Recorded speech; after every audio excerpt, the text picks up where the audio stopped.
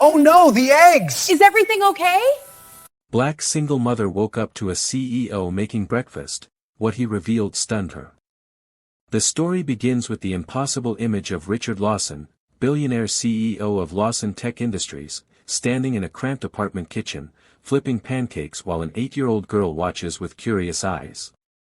Danielle Harris, who has spent 3 years scrubbing his executive floors as an invisible night janitor, is suddenly forced to confront the man she once loved and lost under circumstances she never fully understood. This inexplicable domestic scene sets the stage for a collision between a powerful family's buried secrets and the quiet strength of a woman who documented every injustice while the world looked through her. This is not a story about being saved, it's about a mother who refuses to be erased by the people who already stole 8 years from her. The key turned in the lock at 7:43 a.m., and Danielle Harris shouldered open the door with the weight of another 12-hour shift pressing into her bones. The smell hit her first: cinnamon, butter, something sweet and impossible. Her apartment didn't smell like this. Her apartment smelled like industrial cleaner and the lavender air freshener she bought in bulk from the dollar store. Then she saw him. Richard Lawson stood at her chipped stove, spatula in hand, dress shirt rolled to his elbows, flipping pancakes with the casual confidence of someone who belonged there. Maya sat at their small kitchen table, legs swinging, watching this stranger with wide eyes but no fear, as if billionaire CEOs made breakfast in their apartment every Tuesday morning. "Mommy." Maya's voice broke the frozen moment. "He knows how to make the Mickey Mouse ones." Danielle's bag slipped from her shoulder. For 3 years, she'd cleaned Richard Lawson's executive suite at Lawson Tech Industries. For 3 years, she'd been invisible, a shadow in navy blue scrubs who emptied his trash and wiped down his conference table after midnight when the building was empty. He'd never once looked at her. Never once acknowledged her existence. "Danielle." His voice was rougher than she remembered.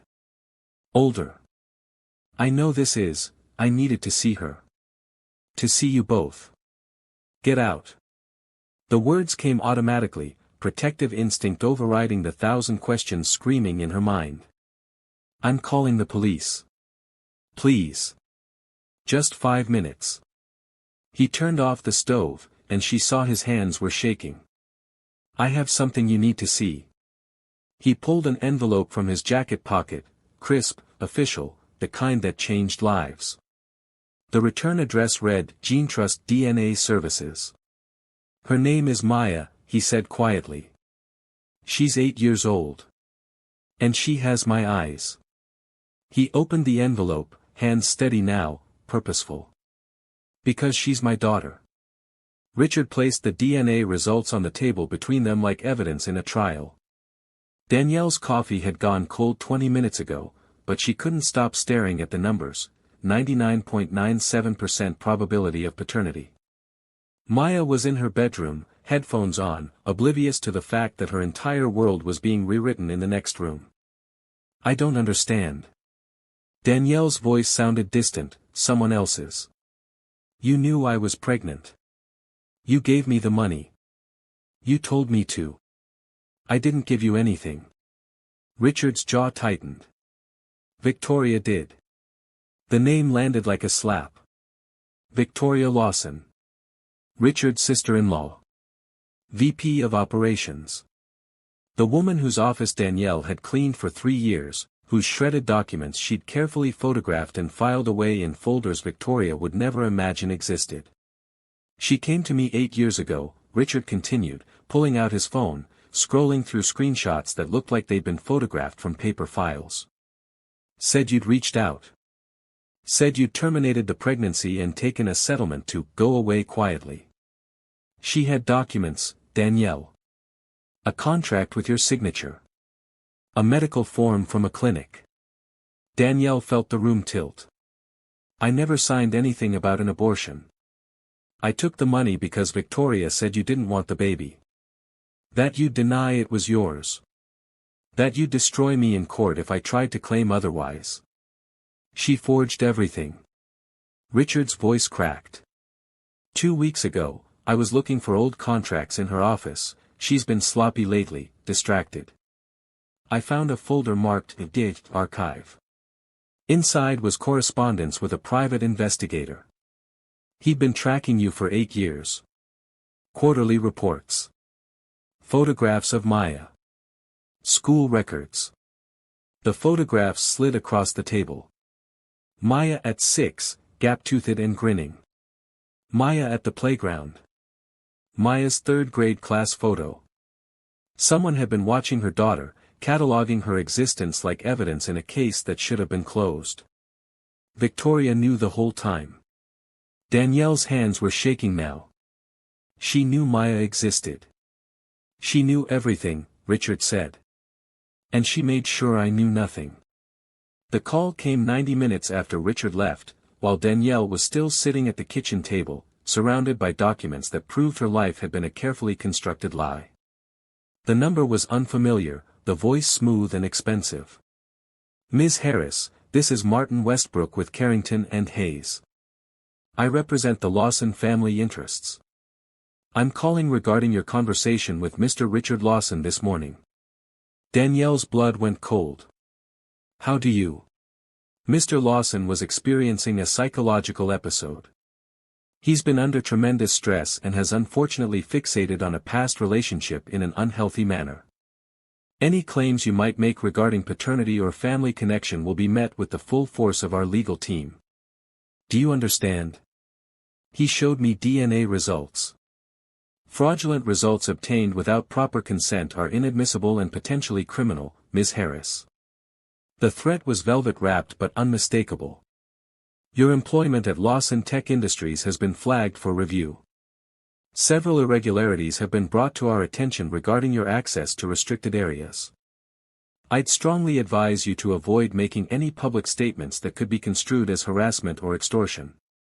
The line went dead before she could respond. Danielle's phone buzzed 30 seconds later. An email from Human Resources, subject line, "Notice of suspension pending investigation. Effective immediately. Accusations of unauthorized access to executive files. A meeting scheduled for Friday morning to discuss serious violations of company policy." She'd been cleaning executive offices for 3 years. She had access to everything because that was literally her job. Victoria wasn't just covering her tracks. She was burning Danielle's entire life to the ground. The CPS caseworker arrived on Thursday morning with a clipboard and a practiced expression of concern. Maya was at school, thank God, but Danielle knew what this was. An anonymous report, the caseworker explained. Allegations of an unsafe living environment, erratic behavior, concerning claims about a relationship with her employer. I'm required to inspect the premises, Ms. Harris. Danielle let her in because refusing would only make things worse. She watched this stranger catalog her daughter's life, the clean but cramped apartment, the second-hand furniture, the kitchen where a billionaire had made pancakes 3 days ago in what now felt like a fever dream. Have you been experiencing any mental health difficulties lately? The caseworker asked, pen poised over her notepad. No. Any changes in your financial situation? Stress at work? I've been suspended from my job. The truth tasted like poison. As of 2 days ago. The caseworker's expression shifted, sympathy mixing with something that looked like confirmation. As if Danielle had just validated every suspicion in that anonymous report. That evening, Danielle's phone exploded. A local news blog had posted a story, "Janitor claims tech CEO fathered her child, company calls it harassment." The article was thin on facts but heavy on implications. A single mother with financial problems. A powerful man she had access to. A suspicious suspension right before making wild accusations. The comments section was brutal. Her neighbor knocked on the door around 9 p.m., expression uncomfortable. There were some reporters outside earlier asking questions. I didn't say anything, but I thought you should know. Danielle closed the door and slid down against it, phone in hand, watching her life become a headline. Somewhere across town, Victoria Lawson was sleeping soundly, confident that the problem had been eliminated before it could become a scandal. But Victoria didn't know about the folders. She didn't know about the 3 years of careful documentation. She didn't know that the invisible janitor had been watching, recording, rebuilding shredded evidence while the executives slept. She didn't know Danielle had been preparing for a war Victoria didn't even know was coming.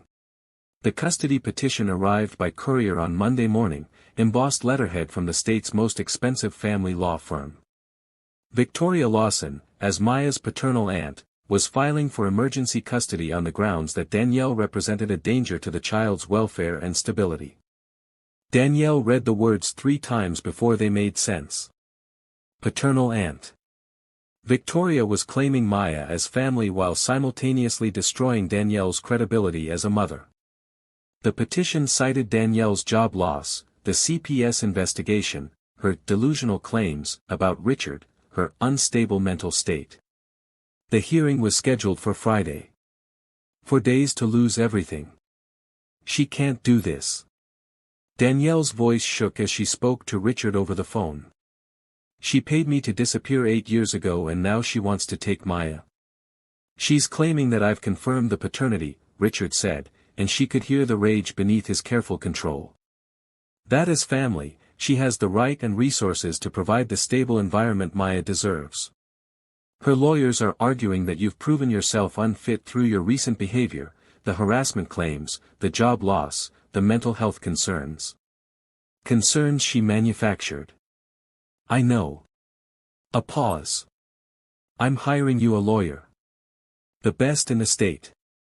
Richard, I can't afford. You're not paying. And Danielle? His voice dropped. Victoria doesn't know what's coming. I've been going through 8 years of her files. If she wants to go nuclear, we'll show her what that actually means. That afternoon, Kenya Morrison walked into Danielle's apartment with 2 associates, a rolling briefcase, and the kind of reputation that made district attorneys nervous. She listened to the whole story without interrupting, made notes in precise handwriting, and finally looked up with an expression that reminded Danielle of a predator catching a scent. You said you've been cleaning executive offices for 3 years? Kenya asked. Night shift. Midnight to 7 a.m. And you had access to Victoria Lawson's office? Danielle stood, walked to her bedroom, and returned with a laptop and 3 external hard drives. I had access to everything. The conference room at Kenya Morrison's office smelled like leather and old money, the kind of space designed to intimidate.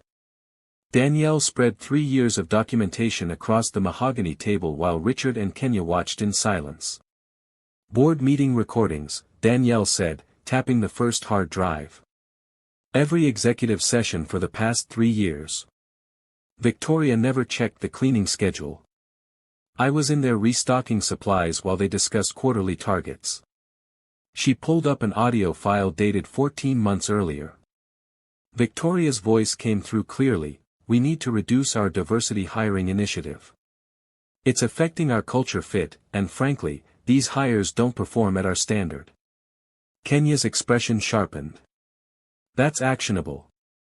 There's more. Danielle opened a folder of photographs. Shredded documents from her office trash. Personnel files. Performance reviews that were altered. She's been systematically targeting women of color for termination, documenting false performance issues, then destroying the original records. Richard stood, staring at images of documents he must have signed, now revealed to be falsified. How long has she been doing this? At least 5 years based on what I could recover. Danielle pulled up a spreadsheet. But this is the real problem. Victoria's been embezzling from the diversity program budget. $3.2 million over 4 years, routed through contractor accounts that don't exist. I cross-referenced every invoice with actual work performed. She opened another folder. And I have testimonies. 47 employees who've left the company in the past 3 years. I've been documenting their stories, their wrongful termination experiences. 12 of them are willing to testify. Kenya was already on her phone. I'm calling the state attorney general. This isn't just a custody battle anymore, this is corporate fraud, embezzlement, and systematic discrimination. Richard sat down heavily, staring at the evidence of his sister-in-law's crimes. She destroyed our lives to protect this. To keep you silent about Maya so you could never come back and see what she was really doing. She thought I was nobody, Danielle said quietly. Just another disposable employee she could pay off and forget. She never imagined the janitor was rebuilding everything she tried to destroy.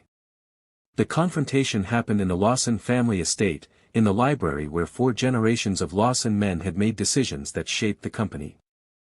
Richard stood before his brother Marcus and their father, elderly but still commanding, while Victoria watched from her chair with the confidence of someone who'd never lost. "Richard, you're being manipulated," Marcus said. "This woman is clearly. Her name is Danielle Harris, and she's the mother of my daughter." Richard's voice cut through the room. Victoria knew that 8 years ago when she paid Danielle to disappear and told me the pregnancy had been terminated. Victoria's mask cracked for just a moment. "You have no proof." "I have your correspondence with the private investigator. I have the forged documents. I have 8 years of surveillance reports on my daughter that you commissioned and hid from me." Richard turned to his father. "She stole my child, and then she systematically embezzled from our company while destroying the careers of dozens of employees." "That's ridiculous," Victoria said, but her voice had lost its certainty. Richard placed a tablet on the desk, pulled up Danielle's recordings. Victoria's voice filled the room, discussing altered performance reviews, budget manipulations, strategies for terminating employees who didn't fit the culture. Marcus went pale. "Victoria, what is this?" "Out-of-context recordings from someone who broke into." "She was the night janitor," Richard interrupted. "She had full access to your office. Every shred of paper you thought was destroyed, every conversation you thought was private, every document you falsified, she documented everything." The Lawson patriarch spoke for the first time, voice like gravel. "How much?" $3.2 million in embezzlement. 47 wrongful terminations. Federal discrimination violations that could bankrupt us. Richard met his father's eyes. "And a custody petition against the mother of your granddaughter that's built entirely on Victoria's fabricated evidence." "Richard, if you pursue this, you're out," his father said. "The trust, the company, everything. Family protects family." "Then I guess I'm out." Richard's voice was steady. "Because I'm testifying on Friday. I'm supporting the investigation. And I'm making sure my daughter knows that her father chose truth over dynasty." Victoria stood, face contorted with rage. "You're destroying everything for a janitor and her. That janitor has more integrity than this entire family." Richard headed for the door. "And she's a better parent than any of us have ever been." "I'll see you in court, Victoria. Bring your best lawyers. You're going to need them." The courtroom was packed with journalists, former employees, and curious onlookers who'd followed the story as it exploded across local and national media. Victoria sat at the plaintiff's table in designer armor, surrounded by attorneys who cost more per hour than Danielle used to make in a month. Kenya Morrison stood to present evidence, and the room went silent. "Your Honor, what began as a custody petition has revealed a pattern of criminal activity spanning 5 years. Ms. Victoria Lawson used her position as VP of Operations at Lawson Tech Industries to systematically discriminate against women of color, embezzle millions in diversity program funds, and, when threatened with exposure, attempted to destroy the life of a woman who could reveal her crimes. The first exhibit was the DNA test. Paternity established beyond question. The second was Victoria's correspondence with the private investigator, proving she'd known about Maya for 8 years while telling Richard the child didn't exist. Then came the employees. 12 women, mostly black and Latina, took the stand one by one. They described identical patterns, sudden performance reviews, manufactured complaints, terminations without warning. One woman held up altered documents side by side with originals she'd kept, showing how Victoria had fabricated grounds for dismissal. The courtroom watched Victoria's expression shift from confidence to barely controlled panic. Then Richard took the stand. "I believed my sister-in-law when she told me Danielle had ended the pregnancy," he said, voice steady but raw. "I didn't question it. I didn't investigate. I trusted family over the woman I'd claimed to love, and that failure cost my daughter 8 years with her father." He looked directly at Victoria. "I was complicit through my willful blindness. But I won't be complicit anymore." He detailed finding the hidden files, the surveillance reports, Victoria's systematic cover-up. She didn't just lie to protect family reputation. She lied to protect her criminal enterprise. Danielle was a threat because she was invisible. She saw everything Victoria did, and Victoria needed her gone before she could connect the pieces.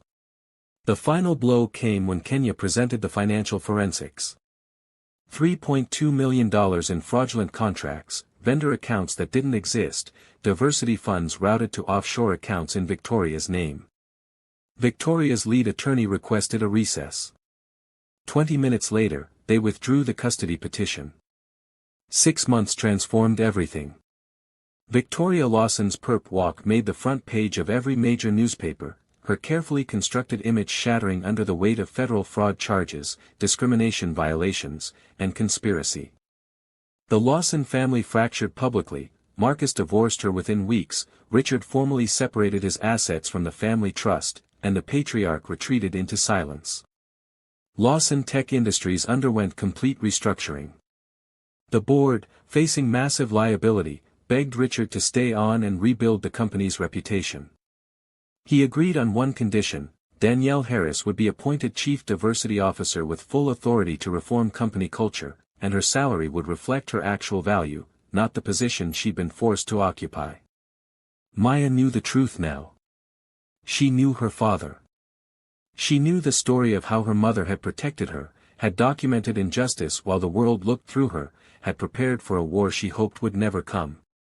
On a Wednesday morning, Danielle Harris walked into the main conference room at Lawson Tech Industries for her first all-staff meeting. No longer in navy blue scrubs. No longer invisible. She stood before 300 employees, executives, engineers, administrative staff, and the night cleaning crew she'd worked beside for 3 years. "My name is Danielle Harris, and many of you don't know me. That was by design. For 3 years, I cleaned your offices while you slept. I was invisible by necessity, ignored by choice, yours and mine. But being invisible taught me something valuable: when no one sees you, you see everything." She clicked to the first slide of her presentation.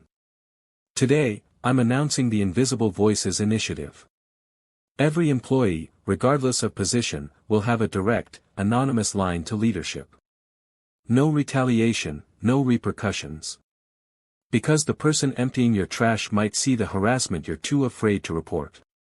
The person restocking supplies might notice the financial irregularities you've been told to ignore."